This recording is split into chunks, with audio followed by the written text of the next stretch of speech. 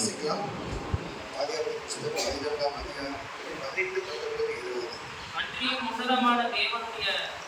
உன்னதமான தேவனுடைய ஆசாரியனாய் இருந்த சாலேமின் ராஜாவாகிய மெல்கிசேதேக்கு திராட்சரசம் கொண்டு வந்து அவனை ஆசீர்வதித்து வானத்தையும் பூமியும் உடையவராகிய உன்னதமான தேவனுடைய ஆசீர்வாதம் ஆபிரகாமுக்கு உண்டாவதாக. சத்துருக்களை உன் கையில் ஒப்புக் கொடுத்த உன்னதமான தேவனுக்கு ஸ்தோத்திரம் என்று சொன்னான். இவனுக்கு ஆபிரகாம் எல்லாவற்றிலும் தசம்பாவம் கொடுத்தான். ஜெபம் செய்வோம். கிருபை இரக்கம் நிறைந்த என்று நல்ல பிதாவை ஆசீர்வாதம் நல்ல நாளுக்காக நன்றி செலுத்துகிறோம், துதிக்கிறோம், ஸ்தோத்திரிக்கிறோம் ராஜா. நீங்களே நல்லவர் வல்லவர் எல்லாருக்கும் தயவுள்ளவராக இருக்கிறேன். நன்றி செலுத்துகிறோம். அந்த ஸ்தோத்திரத்தாலே பாடல் எங்களோடு இருந்து நீங்கள் பாடல் பகுதி சங்கீதம் வேலை பாடப்பகுதி ஒவ்வொன்றையும் ஆசிரியத்தை கொடுத்த தேவன் அந்த ஸ்தோத்திரத்தாவே இப்பொழுது செய்தி பதிக்காக ஜெயிக்கிறோம். செய்தியின் மூலம் எங்களுக்கு நல்ல ஏற்ற நல்ல ஆலோசனைகளை தரும்படியாக ஜெயிக்கிறோம். நீரே பொறுப்பெடுத்துக் கொள்ளும் வழி நடத்த நேசித்து இருக்கிறோம். நிச்சயமான பிதாவே, ஆமென்.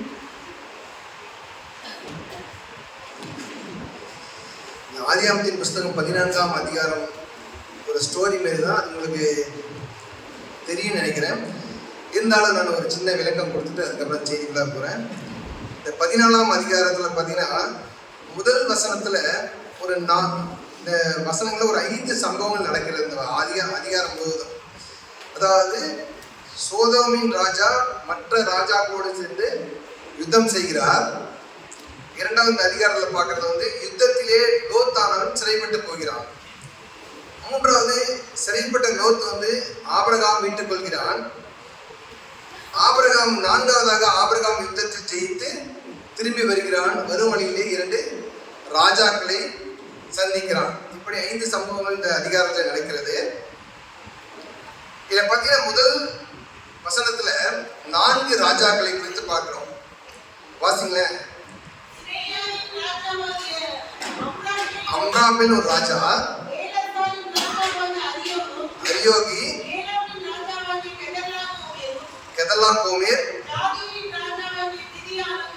இப்படி 4 ராஜாக்கள். இவங்க ஒரு கூட்டமா இருந்தாங்க. செகண்ட் வசனத்தில் பார்த்தீங்கன்னா ஒரு 5 ராஜாக்களை குறித்து பார்க்கிறோம். பேரோடும் பிஸ்ஸாவோடும் சினியாயோடும் செபேரோடும் பேலாவின் ராஜாக்கி சோவான். இப்படி பாருங்க, ஒரு முதலாம் வசனத்துல ஒரு 4 ராஜாக்களை குறித்து பார்க்கிறோம். இரண்டாவது வசனத்துல ஒரு 5 ராஜாக்களை குறித்து பார்க்கிறோம். இந்த 5 ராஜாக்கள் இருக்காங்கல்ல, அப்ப இந்த சோதோம் குமாரா, இந்த 2வது வசனத்தில் போட்ட சோதோம் குமாரா அப்படின்னு நீர்வளம் மிகுந்தது, செழுமையானதா இருக்கிறது. அப்ப அவங்களுக்கு ஒரு பாதுகாப்பை வேண்டி இவங்க இந்த 4 ராஜாக்களோட அடிமையா இருக்கிறாங்க. அதுல முக்கியமா இந்த கெதர்ல கோமார், அவனுக்கு கீழாக தான் இந்த 4 ராஜாக்கள் இருக்காங்க. இந்த 4 ராஜாக்களோட இந்த 5 ராஜாக்கள் அடிமையாக காணப்படுகிறார்கள். 12 ஆண்டுகள் என்ன பண்றாங்கன்னா இந்த 5 ராஜாக்கள் இந்த 4 ராஜாக்களுக்கு அடிமையாக காணப்படுகிறாங்க. ஏன்னா அவனுக்கு கப்பை கட்டு கொண்டிருக்கிறார்கள். அவனுக்கு விதை எல்லாமே அவனுக்கு கொடுத்துட்டு இருக்காங்க. இப்ப கொஞ்ச நாள் 12 வருஷம் ஆனது, இன்னும் அதிகமா அவங்க கேட்கறதுனால இப்ப கொடுக்க முடியாதுன்னு அவங்க 13ஆம் ஆண்டிலே கலகம் பண்ணுகிறாங்க. கலகம்னா இனி தர முடியாது அப்படின்னு ஒரு பிரச்சனை பண்றாங்க. இப்ப 14ஆம் ஆண்டுல இந்த ஒரு வருஷம் அந்த யுத்தத்துக்கு ஆயத்தம் ஆறாங்க 2 பேரும். இப்ப 14ஆம் ஆண்டுல இப்ப போர் வர்றதுக்கு முன்னாடி என்ன பண்றாங்கன்னா இந்த 5 நாட்டு ராஜாக்களையும் மிரட்டணும், இந்த சோதோம் குமாரை மிரட்டணும்ட்டு இந்த கெதர்லாகோமேர் என்ன பண்றாருன்னா ஒரு சின்ன பட்டணங்களை அவன் என்ன பண்றான்னா அவங்களை அடிக்கிறான், முறியடிக்கிறான். அதுதான் நம்ம 4ஆம் வசனத்துல பாக்குறோம். இல்ல 5ஆம் வசனம்.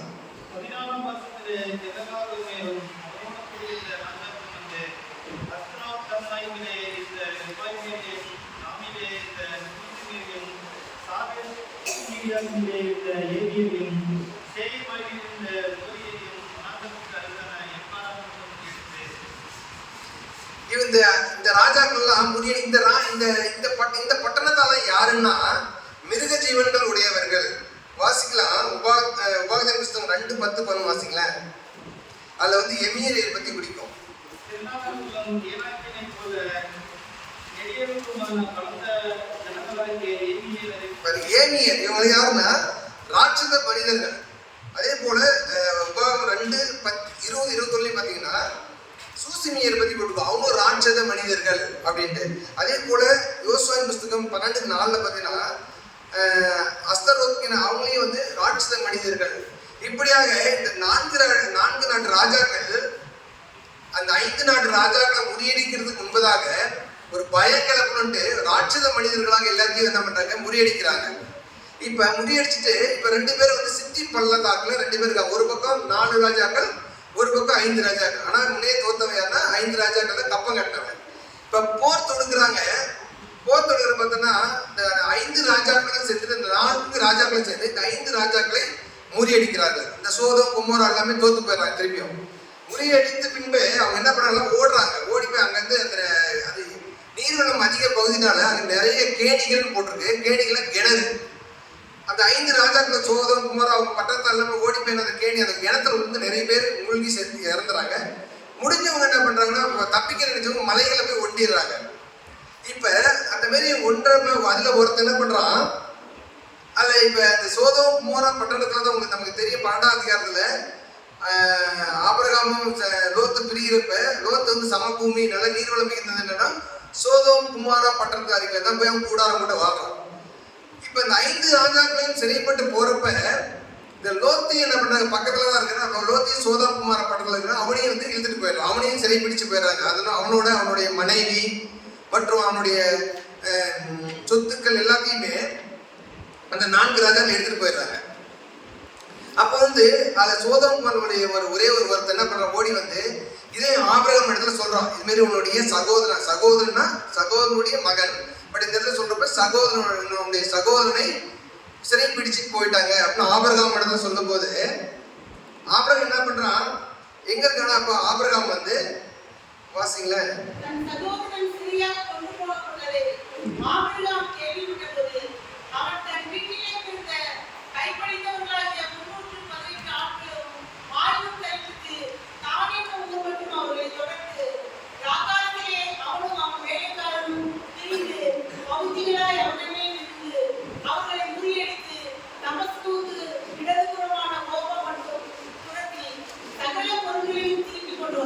பாருங்க. இப்ப வேதத்துல முதலாக யுத்தம் நடைபெற்றதுன்னா 14ஆம் அதிகாரம் தான். ஏன்னா அதுக்கு முன்னே நடந்ததான் வேதம் போல. அதே போல ஆபிரகாமுக்கும் நடந்த ஒரே ஒரு யுத்தம் அது இதே இடம் தான் ஆபிரகாம் பண்ணது. இப்ப லோத்தை பிடிச்சிட்டு போனோம்னு ஆபிரகாம் சொன்னது. ஆபிரகாம் என்ன பண்ணா, ஆனா ஆபிரகாம்ன்ற பேர் 17ஆம் வயசுல தான் வருது, ஆபிரகாம் தான் இருக்கும். அந்த ஆபிரகாம் என்ன பண்றான்னா தன்னுடைய சகோதரனை பிடிச்சிட்டு போனதும் தன்னுடைய கை தேர்ந்தவருக்கு 318 பேர் தான். ஒரு 4 ராஜாக்களுக்கு எவ்வளோ பேர் இருப்பாங்க யுத்த வீரர்கள். ஆனா இவனோட இருந்தவங்க கை தேர்ந்தவருக்கு 318. இவன் அவங்களோட போயிட்டு ராத்திரியில என்ன பண்ற மாதிரி ஒவ்வொருத்தர் மேலேயும் விழுந்து அவர்கள் எல்லாத்தையும் முறியடித்து அவங்க கொண்டு போன லோத்து அவங்க மற்ற இந்த சோதம் குமார பட்டணத்துல இருக்கிற எல்லாத்துடைய பொருட்களையும் வந்து முறியடித்து எல்லாத்தையும் கொண்டு வந்துடலாம். கொண்டு வரும் வழியில என்ன சொல்றாங்க பாருங்க, ஆபிரகாம் 2 ராஜாக்களை சந்திக்கிறான். அதுல முதல் ராஜா சோதம் ராஜா. அவன் என்ன சொல்றான், 21ஆம் வசனம் பாருங்க.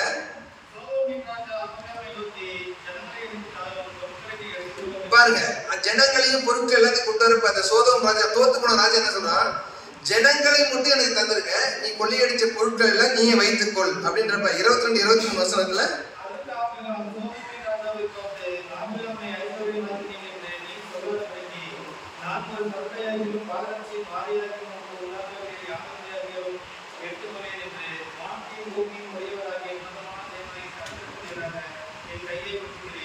பாருங்க, எனக்கு எதுவுமே வேண்டாம், வானத்தையும் பூமியை உடையராகிய கர்த்தருக்கு முன்பு என் கையை உயர்த்துகிறேன், எனக்கு உன்னோட சொத்து எதுவும் வேண்டாம்னு சொல்லிட்டு வாலிபர் அதாவது போருக்கு போன வாலிபர், ஏன்னா அவனோட கூட 318 பேர் போனாங்கல்ல. அப்ப அவனோட இருந்த இடம் வந்து இருந்த அந்த எஸ்கோல் மம்ரே தேசத்துல அந்த மக்களுக்கு மட்டும் அவங்களோட சாப்பிட்டது போக மிச்சத்தை கொடுத்துறான், ரிட்டர்ன் பண்ணிடுறான், எல்லாத்தையும் கொடுத்துட்றான். முதலாவது ஒரு ராஜா சந்திக்கிறான், அதான் சோதோமின் ராஜா. 2வது ஒரு ராஜா சந்திக்கிறான், அது யாருன்னா சாலேமின் ராஜா. வாசிங்கள வசனம் 18-19-20.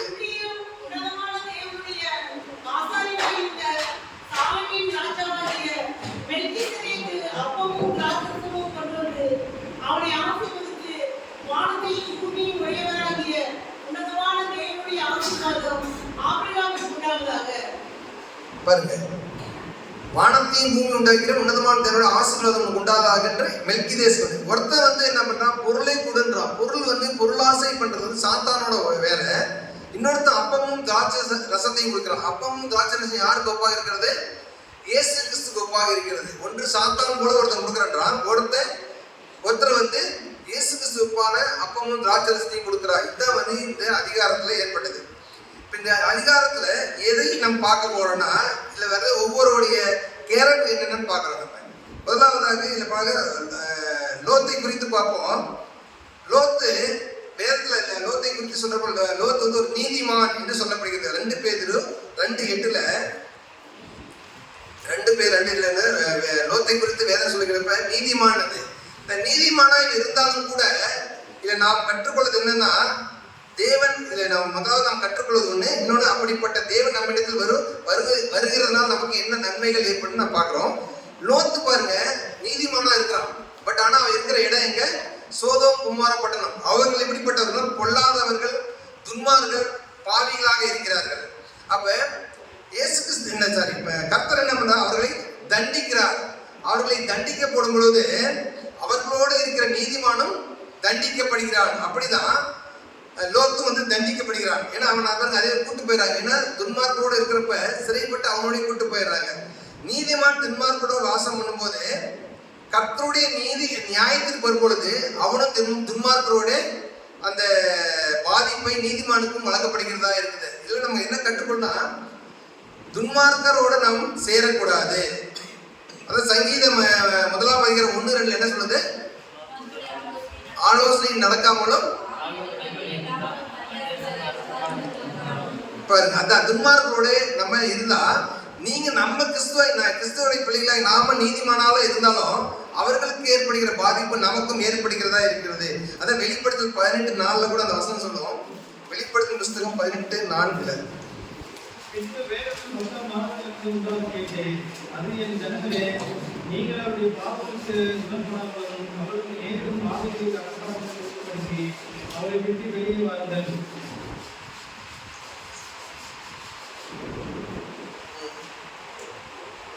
பாருங்க.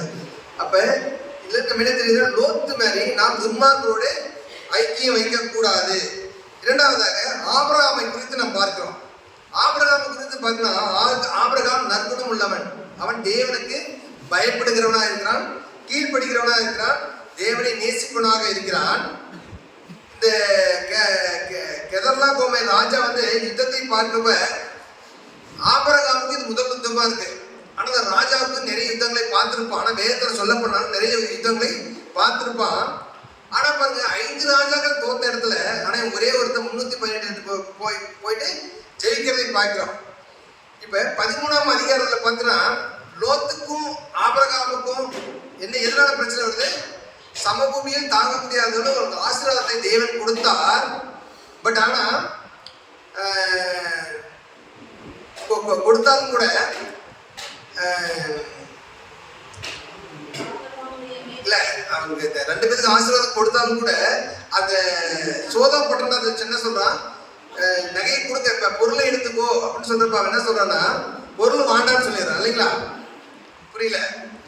அதாவது சமபூமி மட்டும் நான் அதாவது அந்த பாசிங்க 13ஆம் அதிகாரத்துல ஆபிரகாமுக்கும் மேய்ப்பருக்கும் எதுக்கு வாக்குவாதம் வருகிறது?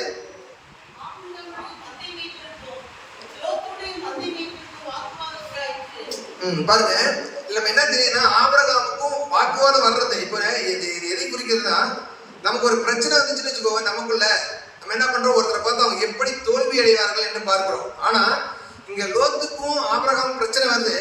ஆனா பிரச்சனை வந்தது தெரிஞ்சதுன்னு ஆபிரகாம் லோத்தை காப்பாற்றுகிறவனா இருக்கிறான். அது ஒண்ணு. நீங்க தாவீதை பாருங்க, தாவீதுக்கு ஒரு பிரச்சனை வருது.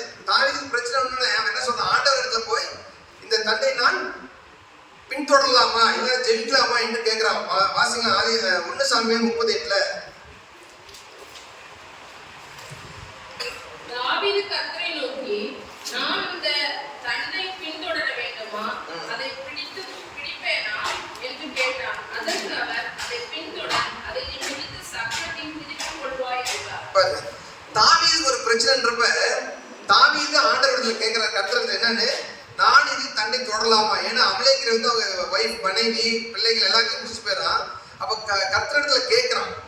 பட் ஆனா ஆபிரகாம் தேவனிடத்துல, ஆபிரகாம் லோத்தை இப்படி சொன்ன ஆபிரகாம் தேவனிடத்துல கேட்டாங்கன்னா கேட்கவே இல்லை. கேட்டாங்களா? அப்ப இது எது கரெக்டான ஆன்சர்?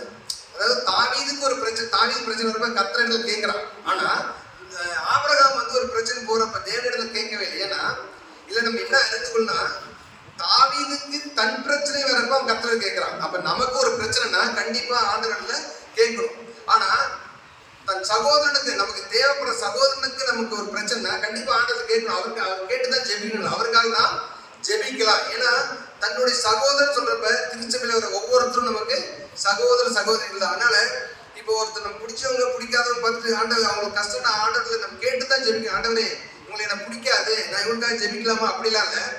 எல்லாருமே சகோதரர் தான். ஆண்டவர்ல கேட்டுதான் ஜெபிக்கணும். இல்லை நம்மளா அவங்களுக்காக ஆண்டவரத்துல ஜெபிக்கலாம். அதுதான் உணர்த்துகிறதா இருக்கிறது. தாவீது தன்னுடைய தன் பிரச்சனைக்காக ஆண்டவரத்துல ஜெயிக்கிறான். ஆனா நம்ம அடுத்த பிரச்சனைக்காக போறப்ப ஆபிரகாம் வந்து ஜெபிக்கல, அவன் டைரக்டா சண்டைக்கு போயிட்டான். அதுதான் ஆண்டவர் நமக்கு உணர்த்துறது என்னன்னா, நமக்கு பிரச்சனை வரப்ப நம்ம வந்து நமக்காக ஜெபிக்கலாம், ஆண்டவரத்துல கேட்கலாம். ஆனா அடுத்தவங்களுக்கு ஒரு பிரச்சனை இருப்ப ஆண்டவரை கேட்டுதான் ஜெபிக்கணும்னு கிடையாது, தானாக முன் வந்து ஜெபிக்கிறதை இந்த ஆபிரகாம் நமக்கு கற்றுக் கொடுக்கிறவரா இருக்கிறார். அப்புறம் ஆண்டவர் இடத்துல ஏன் மெல்கிசேதேக்கு வந்து உன்னதமானவர் என்று அறிமுகப்படுத்துகிறார்? எல்லா இடத்துலையும் சொன்னார்ல, ஏன் ஆண்டவர் வந்து ஆபிரகாம் இடத்துல மெல்கிசேதேக்கு வந்து உன்னதமானவர் என்று சொல்கிறார் அப்படின்னா, ஆபிரகாமை குறித்து பார்க்கிறப்ப அவனுடைய தகப்பனா தேராகும். அவன் என்ன பண்றான்? அவர்கள் இருக்கும் காலத்துல நிறைய தெய்வங்களை வணங்குகிறவர்களா இருந்தார்கள் அவங்க. யோசுவாவின் புஸ்தகம் 20ஆம் அதிகாரம் 2ஆம் வசனத்துல பாத்தீங்கன்னா, யோசுவா 24:2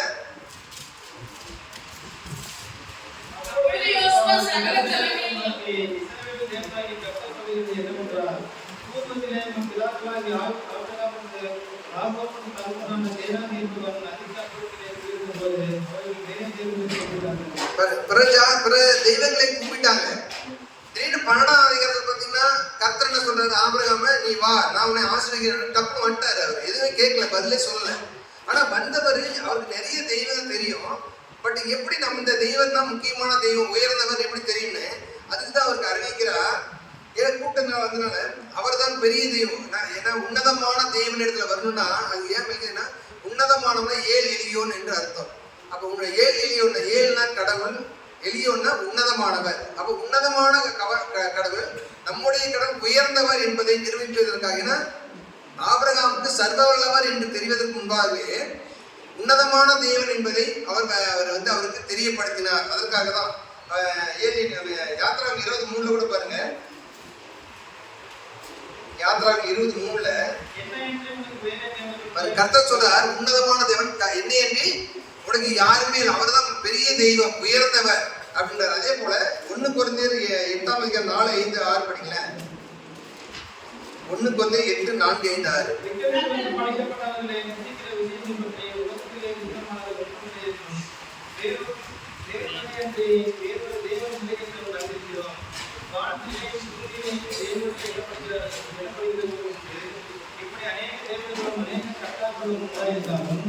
பிதாவாகி ஒரே தேவன் நமக்குள்ளே, அவராலே சகலம் உண்டாயிருக்கிறது, அவருக்கென்று நாம் உண்டாயிருக்கிறோம்.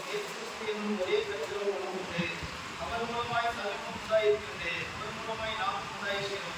நமக்கென்று ஒரே தெய்வம் தான், அவர் தான் உன்னதமான தேவனா இருக்கிறார். ஏன்னா அந்த அறிவு நமக்கு இருக்கணும். ஏன்னா இது யாருக்கு எழுதப்படுதுன்னா, 1 கொரிந்தியர் புத்தகம் யாருக்காக எழுதப்படுகிறதுனா, கொரிந்தியருக்காக எழுதப்படுகிறது. அதை பாருங்க, 7ஆம் அதிகாரம், ஆகிலும் இந்த அறிவு எல்லார் இடத்திலும் இல்லை.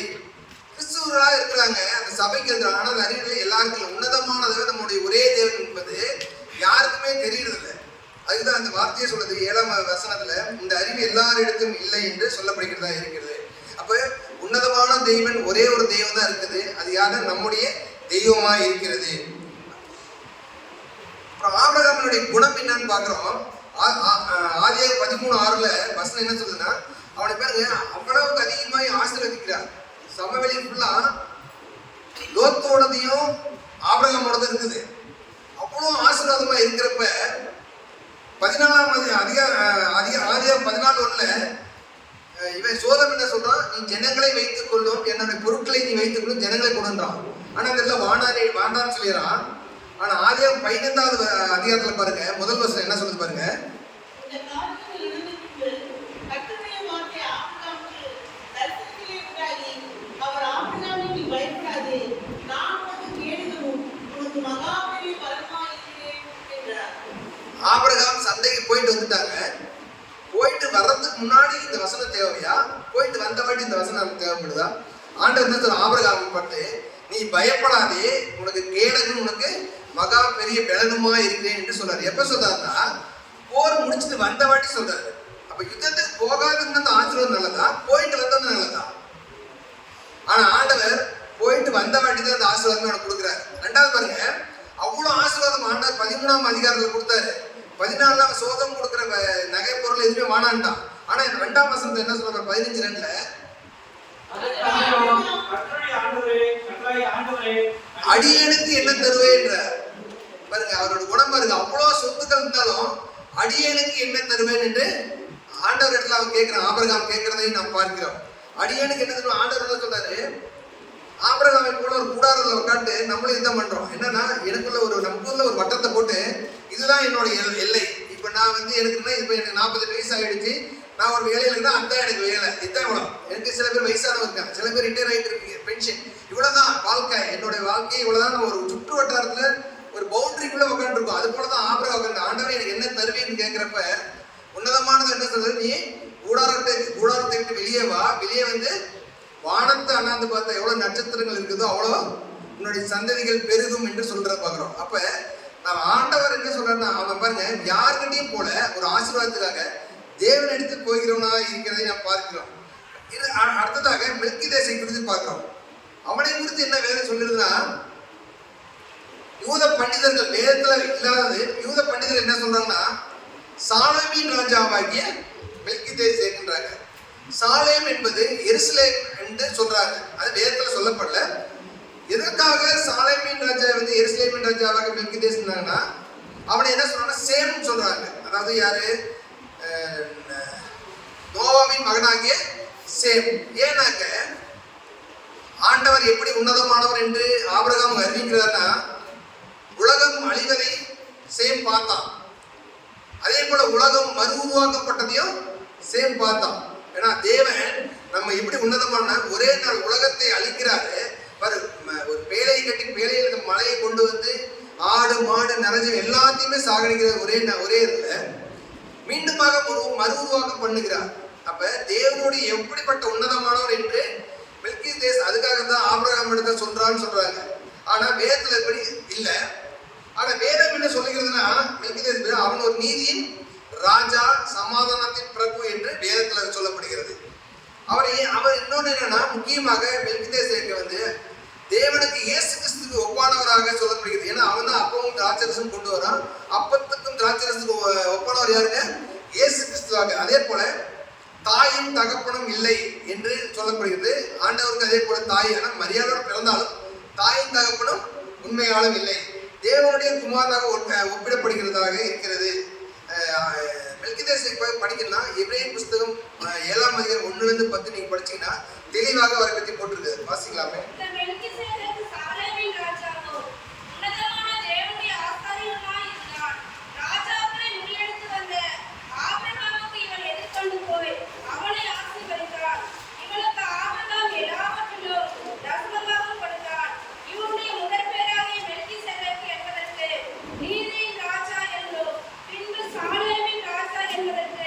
சமாதானத்தின் ராஜா என்றும் அர்த்தமாம்.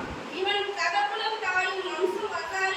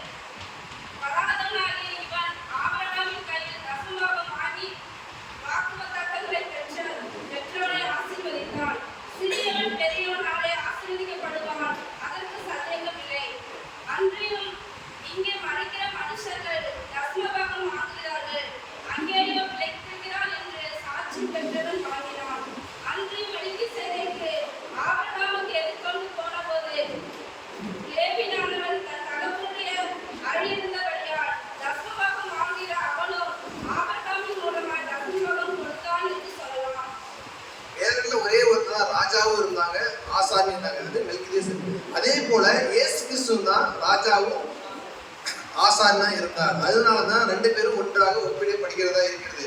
அப்படிப்பட்ட மெல்கிசேதேக்கு ஆபிரகாமுக்கு 2 ஆசீர்வாதங்களை கொடுக்கிறார். அதான் 19 பார்க்கிறோம். ஒண்ணு வந்து உன்னதமான தேவனுடைய ஆசீர்வாதம் ஆபிரகாமுக்கு உதவுவதாக என்று சொல்லி ஆபிரகாமை கர்த்தருடைய நாமத்தினால் ஆசீர்வதிக்கிறார். ஒண்ணு, அது உன்னதமான தேவனுடைய ஆசீர்வாதம் ஆபிரகாமுக்கு உண்டாவதாக என்று சொல்லி ஆபிரகாமை கர்த்தருடைய நாமத்தினால் ஆசீர்வதிக்கிறார். இரண்டாவது வந்து உன்னதமான தேவனுக்கு ஸ்தோத்திரம் என்று சொல்லி ஆபிரகாமுக்காக மெல்கிசேதேக் கர்த்தரை ஸ்தோத்திரிக்கிறார். இதான் வந்து மெல்கிசேதேக் கூட இது. சரி, உன்னதமான தேவன் அப்படின்னு என்னங்க அப்படின்னா எல்லாவற்றிற்கும் உயர்ந்தவர் தான் உன்னதமான தேவன். ஏன்னா முதலாக இந்த வார்த்தை கொண்டு வந்தது இந்த ஆதியாகமத்தின் புஸ்தகம் 14ஆம் அதிகாரத்துல தான் உன்னதமான தேவன் என்ற வார்த்தை பயன்படுத்தப்படுகிறது. அந்த உன்னதமான தேவனுக்கு ஏல் எலியோன்னே சொன்னேன். ஏல்னா காட், எலியோனாக்க உன்னதமான தேவன் என்று அர்த்தம். அப்ப இது வந்து கர்த்தருடைய பெயரா அப்படின்னா கர்த்தருடைய பெயர் கிடையாது, கர்த்தருடைய குணாதிசயங்களின் பெயர். அதாவது நாமம், குணாதிசயம் நாமன்றது. ஏன்னா இப்ப பாத்தீங்கன்னா மோசேயின் காலத்துல 3:14 சொல்ற யாத்ராவுல கர்த்தர் இருக்கிறதாக இருக்கிறான்றது. அப்ப அது ஒரு பெயரான இல்லை, அது வந்து குணாதிசயங்களை குறித்து தான். இப்ப நிறைய பேர் வந்து யெகோவா ராப்பா, யெகோவா சம்பா எல்லாம் சொல்லி எல்லாம் வந்து அவருடைய குணாதிசயங்களை குறித்து, கர்த்தருடைய குணாதிசயங்கள். இப்ப எப்படின்னா இப்ப என்னைய எடுத்துக்கொள்ளுங்க. இப்ப நான் வந்து எங்க ஊர்ல என் பசங்க வந்து ஆடி பண்ணான்னு வச்சுக்கோங்க, சொல்லுவாங்க எங்க ஊர்ல எனக்கு வந்து ஒரு நல்ல பேர் இருக்குது, அது கெடுத்துறாரான்றோம். அப்ப இந்த நல்ல பேர் இருக்குதா கெடுத்துறான்றது, நல்ல பேருன்றது என் பேரா இல்ல, என்னோட குணாதிசயம் நல்லா இருக்குன்னு நல்ல பேர் குணாதிசயம். அது போல ஆண்டவருக்கு கொடுக்கப்படுகிற ஒவ்வொரு நாமங்கள் குணாதிசயங்கள் தான் இது ஒவ்வொன்றும் வருது. அதுல அவர் உன்னதமானவர் என்ற குணாதிசயத்தை பார்க்கிறோம். அந்த உன்னதமானவர் எல்லாவற்றுக்கும், அரசாங்கத்திற்கு, அதிகாரத்திற்கு, எல்லாவற்றுக்கும் மேலானவர் அவராக இருக்கிறார். அதனாலதான் சாத்தானே என்ன பண்ணா, இந்த உன்னதமானவர் பெயர் சாத்தான் கீழே உணர்ந்தீங்களா, அவன் தானும் உன்னதமானவர், அவருக்கு மேலாக நம்ம அமர வேண்டும் என்றுதான் இருந்தனாலதான் கர்த்தர் வந்து சாத்தான வானத்துல இருந்து கீழே தள்ளி விட்டாங்க. ஏசாயா 14:14 படிக்கல. ஏசாயா புஸ்தகம் 14:14. நான் மேகங்களுக்கு மேலாக உன்னதங்களில் ஏறுவேன். பாருங்க, உன்னதமான தேவனுக்கு நான் ஒப்பாவேன் என்று சாத்தான் சொன்னதுனாலதான் அவன் சொல்ல என்றும் நீ உன் இருதயத்தில் சொன்னாயே. அப்ப சாத்தான் வந்து உன்னதமான தேவனாய் நானே இருக்கிறேன் என்று சொன்னதுனாலதான் ஆண்டவரானே கீழே தின்னார். ஏன்னா ஒரே ஒரு தேவன் தான் உன்னதமான தேவன், அவன் நம்மளுடைய கர்த்தராகிய இயேசு கிறிஸ்து தான். ஏதோ இது நம்ம உற்சாகத்துல வந்து நம்ம கர்த்தர் உன்னதமான தேவன் சொல்லுங்க, அவர் உன்னதமானவர் என்று ப்ரூஃபும் பண்ணியிருக்காரு. உன்னதமான தேவன் நம்ம சொல்றதுனால இருக்கிறதுலே எல்லா குணாதிசயத்தை விட உன்னதமானவர் என்ற குணாதிசயம் தான் மிக முக்கியமானது. அது வந்து ஏதோ ஒரு பேச்சுக்காக சொல்லல, அது வந்து அவர் அதை ப்ரூஃப் பண்ணியிருக்காரு. வாசிக்கல ஒரு 2-3 அதிகாரத்தை நான் சொல்லிட்டு சொல்றேன். யோவான் எழுதின சுவிசேஷம் 9ஆம் அதிகாரம் 5-7 வாசிங்களேன். நான் உலகத்தில் இருக்கையில் உலகத்திற்கு ஒளியாயிருக்கிறேன் என்றார். இவைகளை சொல்லி அவர் தரையிலே துப்பி உமிழ் நீரால் சேற்றுண்டாக்கி அந்த சேற்றை குருடனுடைய கண்களின் மேல் பூசி, நீ போய் சீலோவாம் குளத்திலே கழுவு என்றார். சீலோவாம் என்பதற்கு அனுப்பப்பட்டவன் என்று அர்த்தமாம். அப்படியே அவன் போய் கழுவி பார்வை அடைந்தவனாய் திரும்பி வந்தான். பாருங்க, இந்த இடத்துல நம்ம ஒரு குருடையை பார்க்கிறோம். ஆக்சுவலி குருடன் இல்லையா, அவனுக்கு கண்ணே இல்லை. அந்த இடத்துல கண்ணுன்ற அந்த பார்வை, அந்த அந்த உறுப்பே இல்லாத இடமா இருக்கிறது. ஆனா இயேசு கிறிஸ்து அறிந்தது என்ன பண்ணார்னா, தன்னுடைய உமிழ்நீர் எச்சையை துப்பிட்டு அது சலைவா துப்பி மண்ணில் துப்பி அந்த மண்ணை எடுத்து கண்ணு மேல வைக்கிறப்ப அது கண்ணாக உருவாக்கப்படுகிறது. அது என்ன சொல்ல வச்சுட்டு சீலோவாம் தண்ணியில போய் முகத்தை கழுவுன்றாரு. கழுவுனது அவனுக்கு கண்ணு வந்தது. இது ஆண்டவர் என்னன்னா, பழைய ஏற்பாட்டுல ஒரு களிமண்ணால ஒரு உருவத்தையே உருவாக்கினவரு ஒரு கண்ணை உருவாக்க முடியாதுங்களா? அதுதான் ஆண்டவர் அதை ப்ரூஃப் பண்றாரு. பாருங்க, நான் தான் கர்த்தர்ன்றது இயேசு கிறிஸ்து தன்னுடைய அந்த களிமண் அதே போல வச்சு சீலோவாம் கழிவுல கழுவு ஒரு கண்ணு வருன்றாரு. அதுதான் உன்னதமான தேவனுடைய செய்கிற ஒரு ப்ரூஃப் பண்ண பிறகு அடுத்த பிறகு மத்தேயு 14ஆம் அதிகாரத்துல கூட 23-27 முடியும் பார்த்தீங்கன்னா ஜெபம் பண்றாரு. ஆண்டவர் மலைக்கு ஜெபம் பண்றதுக்கு போயிடுறாரு. சீசன்கள் எல்லாம் என்ன பண்றாங்க, கப்பல் ஏறி போயிடுறாரு. ஆண்டவர் கிட்டே போயிடுறாரு. இப்ப இயேசு கிறிஸ்து என்ன பண்றாருன்னா, பாத்துல வந்து பார்த்தா யாருமே ஒரு சீசன் யாருமே இல்லை. உடனே பார்த்தோன்னா போட்ல போயிடுறாங்க. போறப்ப என்ன பண்ண, கடல் மேல நடந்து போகிறவராக இருக்கிறார். எப்படி நடப்பார் அவரு? ஏன்னா வேதத்துல சொல்லப்பட்டிருக்கு பழைய ஏற்பாடுல யோபின் புஸ்தகம் 9ஆம் அதிகாரம் 8ஆம் வசனத்துல பாத்தீங்கன்னா, யோபின் புஸ்தகம் 9:8.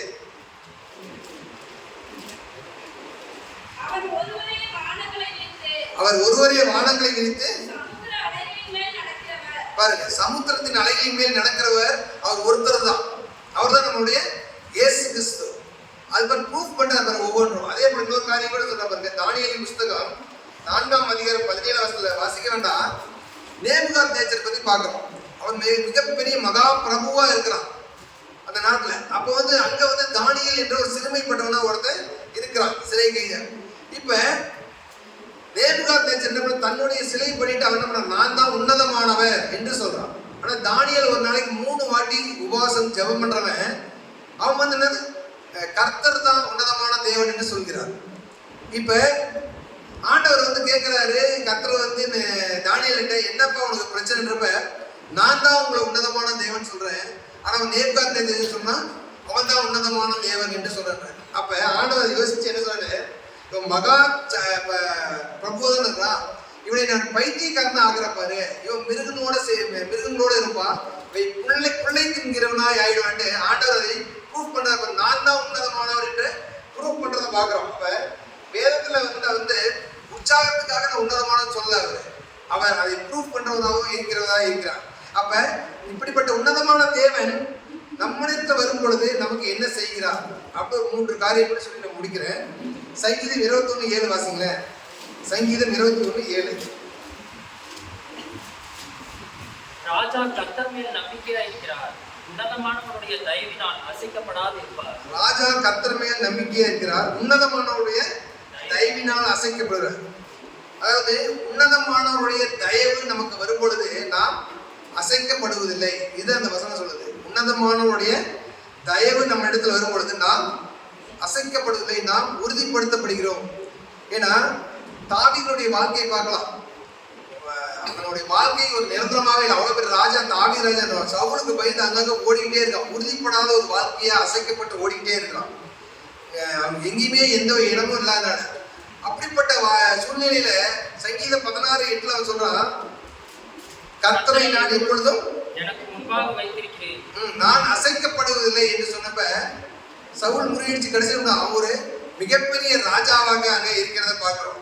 அதான் தேவனிடத்துல நாம் தேவனுடைய தயவை பார்க்கும்போது நாம் என்னைக்கும் அசைக்கப்படுவதில்லை, உறுதிப்படுத்துகிறோம். அப்ப முதலாவது உன்னதமானவருடைய தயவு நம்மை உறுதிப்படுத்துகிறதா இருக்குது. எதற்காக அவன் உறுதிப்படுத்துற, ஆண்டவர் ஒரு இடத்துல நிலையாச்சுன்னா கர்த்தருக்கு அவன் பயந்தவனாக காணப்பட்டான். தாவீது கர்த்தருக்கு பயந்தது நிமித்தம் அவன் கர்த்தருடைய தயவை அவனை உறுதிப்படுத்தது. அவனுக்கு காரணம் அவன் கர்த்தருக்கு பயப்படுகிறவனாக இருந்தான். இரண்டாவதாக சங்கீதம் 91:1 முன்னாடி தயவு உறுதிப்படுத்தப்பட்டது. இரண்டாவது காரியம் அவருடைய மறைவு நமக்கு பாதுகாப்பை அளிக்கிறதா இருக்கிறது. ஏன்னா யோசிச்சு பார்க்கிறோம், ஒரு போர் வர்றப்ப டைரக்டா அவன் போர் போடல. அவன் என்ன பண்றப்ப யுத்தத்துக்கு போகல. அவன் என்ன பண்ணானா, கர்த்தரிடத்துல போய் கர்த்தரிடத்துல என்ன பண்ணணும்னு கேட்டான். உபவாசம் ஜெபம் பண்ணான்.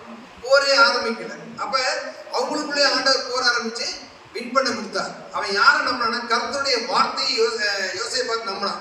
யோசேப்பு போர்த்துபாலுக்கு சாதமாக்கி அவளோட போய் இல்லை, போர்த்துபாலோட மனைவிக்கு அவன் கர்த்தரையே முதன்மையாக வைத்தான். கர்த்தருடைய வார்த்தைக்கு கீழ்ப்படுகிறதா இருந்தான். அப்ப உன்னதமானவருடைய மறைவானது பாதுகாக்கப்படும். எப்படி என்றால் அவருடைய வார்த்தைக்கு நாம் கீழ்ப்படிந்திருக்க வேண்டும். அப்பொழுதுதான் நமக்கு அவருடைய பாதுகாப்பு நமக்கு கிடைக்கும். கர்த்தர் அதே இப்ப நோவா பேழை கட்டினார். பேழை கட்டில என்ன பண்ணிருப்பான், நோவாவும் அழிஞ்சு போயிருப்பான். அதே லோத்திரத்துல ஆண்டவர் சொன்னார், லோத்து நீ திரும்பி பார்க்காத ஓடிப்போ, நீ உயிரை காப்பாத்தி கொண்டாரு. ஆனா லோத்தினுடைய மனைவி திரும்பி பார்த்தா சாம்பலாகிட்டான். இயேசு கிறிஸ்து சொல்றாரு, என்னது அந்த கானாவூர் கல்யாணத்துல இயேசு கிறிஸ்து மறைவு, கானாவூர்ல தண்ணீரை தண்ணீர்ல ஊத்துன திராட்சரசமா மாறினது. தண்ணீர் ஊத்தாம இருந்தாங்கன்னா அவர் வார்த்தை தான் நமக்கு மறைவு பாதுகாப்பாக இருக்கிறது. மூன்றாவதாக லூக்கா 1:35 வாசிங்களேன். அதாவது உன்னதமானவருடைய தயவானது உறுதிப்படுத்தப்படுகிறது. தேவதூதன் அவளுக்கு பிரதியுத்தரமாக, பரிசுத்த ஆவி உன்மேல் வரும், உன்னதமானவருடைய பலம் உன்மேல் நிழலிடும், ஆதலால் உன்னிடத்தில் பிறக்கும் பரிசுத்தம் உள்ளது, தேவனுடைய குமாரன் எனப்படும். மரியாதை குறித்து பார்க்கிறோம். தேவனுடைய பலம் வரும் பொழுது கூடாத காரியங்களும் கூடுகிறதா இருக்கிறது, சாத்தியங்களாகவே சாத்தியப்படுத்துகிறதா இருக்கு. மரியாதை என்ன பண்ணலாம், தன்னை முழுவதுமாக தேவனுக்கு கர்த்தருக்கு ஒப்பு கொடுக்கிறதா இருந்தால், நம்முடைய பலன் பார்த்துட்டு ஆண்டவரையுமே சரி நீ பலனாகு, நீ பலன் எப்போ போதோ அப்போதான் நான் பலன் கொடுக்கிறாரு. ஆனா நம்முடைய பலன் இல்லைங்க, பலத்தினாலும் அல்ல பெறாகிறதுனாலும் தேவனுடைய ஆவினாலே எல்லாம் ஆகும். பாருங்க, அவன் நினைக்கிறா நான் புருஷனை அறியேனே, நான் எப்படி பிள்ளை பெற்றுப்பேன் அப்படின்றப்ப அது சாத்தியப்படுமானா சாத்தியமே படாது இல்லைங்களா? ஆனா கர்த்தர் அவருக்கு ஒரு குழந்தைய கொடுக்கிறார். அப்ப சாத்தியம் தேவனுடைய பலம் என்னன்னா சாத்தியப்படாததையும் சாத்தியப்படுது. அதுக்கு என்ன காரணம்னா முழுவதுமாக தேவனுக்கு அவர் ஒப்பு கொடுக்கிறவளா இருந்தார். சரண்டராயணும், நான் அடிமை ஆண்டவரே, எனக்கு எதுவுமே இல்லை, நீங்க தான் எல்லாமே நம்ம சொல்றதுதான். ஆண்டவர் நமக்கு காணப்படாதவர்களும் காணப்படுகிறவராய் கொடுக்கிறவராய் இருக்கிறார். நான்காவதாக நம்ம வாசித்த ஆதியாகமம் புத்தகம் 14ஆம் அதிகாரம் 19ஆம் வசனம்.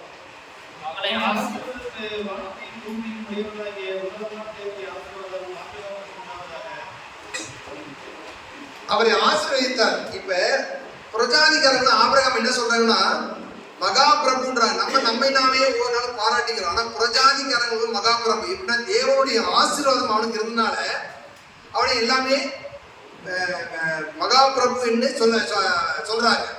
இங்க சொல்றப்ப வானத்தையும் பூமியும் உடையவராகிய அப்படின்னு உடையவன் என்னங்க, உடையது அப்படின்றது நம்ம என்ன சொல்லுவோம், நம்முடையது. நம்ம சொல்ற நம்முடையது நம்ம வாங்கியிருப்போம், இல்லை நம்மளுடைய பொருளாக இருந்தால் நம்முடையது. ஆனா இங்க வானத்தையும் பூமியும் உடையவராகி, அப்ப உன்னதமான வானத்தையும் பூமியும் உடையவர் யாருன்னா அவர் வாங்கினால உடையவரா இல்லை, வானத்தையும் பூமியும் நம்முடைய உன்னதமான தேவன் உருவாக்கினவர். அவர் தான் உருவாக்கினார். அந்த உருவாக்கினால்தான் வானத்தையும் பூமியும் உடையவராக இருக்கிறார். அவர் 3 விதமான ஆசீர்வாதங்களை ஆபிரகாம் கொடுத்தார். ஒன்று வானத்துக்குரிய ஆசீர்வாதம், இரண்டாவது பூமிக்குரிய ஆசீர்வாதம், மூன்றாவதாக சத்துருக்களை மேற்கொள்கிற ஆசீர்வாதம். இப்படி 3 விதமான ஆசீர்வாதங்களை ஆபிரகாமுக்கு உன்னதமான தேவன் கொடுத்தார். ஏன்னா இந்த ஆசீர்வாதம் என்னன்னா பாத்தீங்கன்னா ஆபிரகாமுக்கு அந்த ஆசீர்வாதம் கொடுக்கப்பட்டது உன்னதமான தேவன் மூலியமாக. அந்த ஆசீர்வாதம் அப்படியே தன் மகனாகிய ஈசாக்கு கொடுக்கப்பட்டது. ஈசாக்கின் இடத்துல இருந்து அது யாருக்குன்னா யாக்கோபுக்கு கொடுக்கப்பட்டது.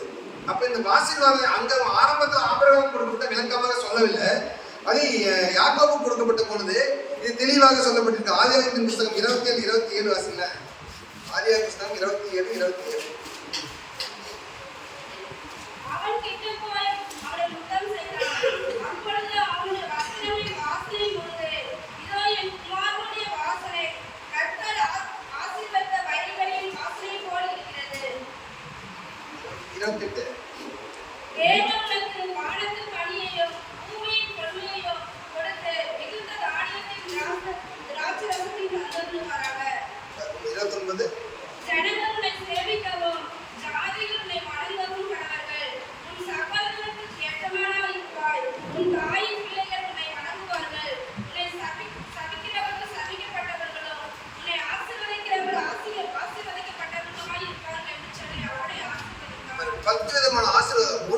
ஒரே ஒரு ஆசீர்வாதம் வானத்துக்குரிய ஆசீர்வாதம், இந்த 9 பூமிக்குரிய ஆசீர்வாதமா இருக்கிறது. முதலாவது வானத்துக்குரிய ஆசீர்வாதம், இரண்டாவது பூமிக்குரிய. வாசிங்களா இது 28 மீண்டும் வாசிங்க. முதலாவது வானத்து பனி, வானத்து பனினா என்னது, மழை, அந்த பனி என்ன அதுதான் கொடுக்கிறது. இரண்டாவது பூமியின் கொழுமையை ஆசீர்வாதமாக கொடுக்கிறார். மூன்றாவது மிகுந்த தானியம். நான்காவது திராட்சரசம் தருவார். 5 ஜனங்கள் எல்லாருமே உன்னை சேவிப்பார்கள். 6வது ஜாதிகள் உன்னை வணங்கும். 7வது உன் சகோதரருக்கு நீ எஜமானனாக இருப்பாய். 8வது உன் தாயின் பிள்ளைகளுக்கு வணங்கும். 9 சபிக்கப்பட்டவர்கள் சபிப்பார்கள். 10வது ஆசீர்வாதப்பட்ட ஆசீர்வாதம். இப்படி பாருங்க, வானத்துக்குரிய 1, பூமிக்குரிய 9 ஆசீர்வாதங்களும் ஆபிரகாமுக்கு உன்னதமான தேவன் கொடுத்தார். ஏன்னா எதற்காக கொடுத்தா ஆபிரகாம் தேவனையே விசுவாசித்தான். தலைமுறை தலைமுறையாக அந்த ஆசீர்வாதம் பெற்றதா இருந்தது. அப்ப இந்த 4 காரியங்கள் பாருங்க. உன்னதமான தேவன் நம்ம இடத்துல வரும்பொழுது உன்னதமானுடைய தயவு நமக்கு கிடைக்கிறப்ப என்ன கிடைக்குன்னா நம்மை உறுதிப்படுத்துகிறதா இருக்கிறது. உன்னதமானவருடைய மறைவு வரும் பொழுது அது நம்மை பாதுகாக்கிறதா இருக்கிறது. 3வது, உன்னதமானுடைய பலம் நமக்கு சாத்தியம் இல்லாதவங்களும் சாத்தியப்படுத்துகிறதா இருக்கிறது. உன்னதமானுடைய ஆசீர்வாதம் நமக்கு பெரிய ஆசீர்வாதமாக இருக்கிறது. இதற்காக நாம் என்ன செய்ய வேண்டும்னா எப்பொழுதுமே அவருக்கு பயந்திருக்க வேண்டும். 2வது, அவருடைய வார்த்தைக்கு நாம் கீழ்ப்படுகிறவர்களா இருக்கணும். 3வது, நம்மையே அவருக்கு ஒப்பு கொடுக்க வேண்டும். 4வதாக அவரையே விசுவாசிக்க வேண்டும். அப்படி நாம் செய்யும் பொழுதுதான் நம்முடைய ஒவ்வொருடைய வாழ்க்கையும் தேவன் பெரிய காரியங்களை செய்கிறவராய் இருக்கிறார். இந்த 2025ஆம் ஆண்டு ஒருவேளை 24 முடி நம்முடைய வாழ்க்கை ஒரு மாறி இருந்தாலும் கண்டிப்பாக நம்ம இந்த 4 காரியங்களை இருப்போம். தேவனுக்கு பயப்படுவோம், கீழ்ப்படிவோம், ஒப்பு கொடுப்போம். விசுவாசிக்கும் பொழுது இந்த புதிய ஆண்டாட்சி நமக்கு ஒரு நன்மை செய்கிற ஒரு பெரிய காரியங்களை தருகிற ஆண்டாக இருக்கட்டும். தேவன் தாமே உங்கள் ஒவ்வொருவரையும் ஆசீர்வதிப்பாராக.